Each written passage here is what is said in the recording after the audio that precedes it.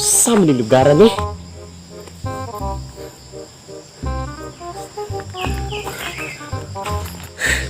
Kalayo, ng asa na mo ko dapit eh.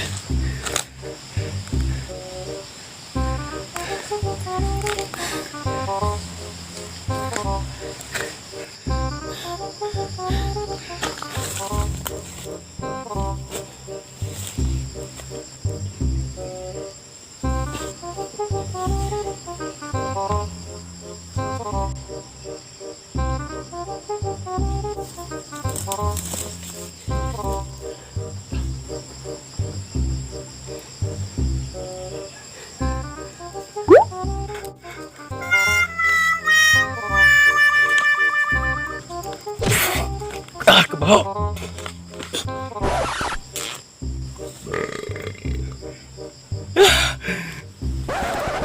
Ano ka? Ngano ko? Nasaag pa ko imo pa ko gigsahan. Bawa kayo. Kanani. Ano.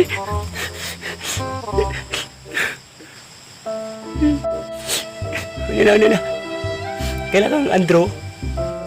Ni Andro eh. Di Andro di. A few moments later. Hala, sige, dali. Di ba sin... Matabangan ta ka?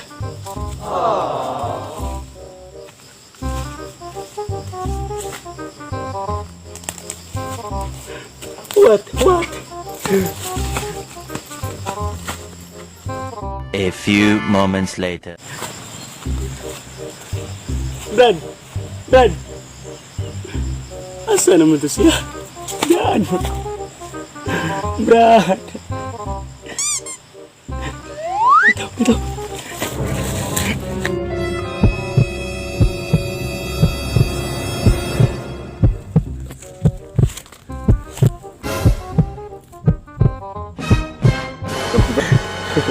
Asam dia kata kagok mo nang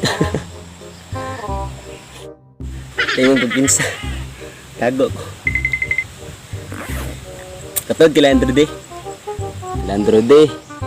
tinod lang din na taga diri sa Androde taga Pikas Barrio na ayo ray kag nabtan. A few moments later.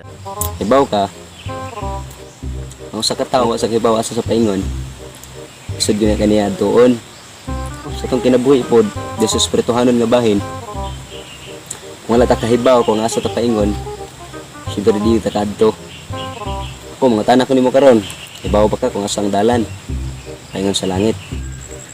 Uy, yung katawad pa daw ang Landro di Brad, ato na nos langit. Dili na may akong ipasabot. Kung dili, kung gusto yung paabot nimo karon nga doon ay usa ka dalan, dili ka masaag. Doon ay usa ka dalan, na sure nga makaabot ka sa imong atuan. Daya pagpunsa na, si Jesus. So, usa ka pamaagi, makadto sa langit, mao imo siyang dawaton, isip mo luwas. Personal naman luluwas sa imong kinabuhi. Karon, hindi ko siyang dawaton. Di sakit, sabi ko matod ko Landro di. Ito ako nga gusto kang matod Landro, pero karon gusto lang nakisulti mo. So sa kapamaagi, makataw sa langit, maong imo siyang dawaton, naisip ka na luwas sa imong kinabuhi. Karon, hindi ko siyang dawaton. Ako sa gidawa. Bawa ka, nagmaya ang Ginoo. Gusto ko makaibaw ka, ako sa Andro ko.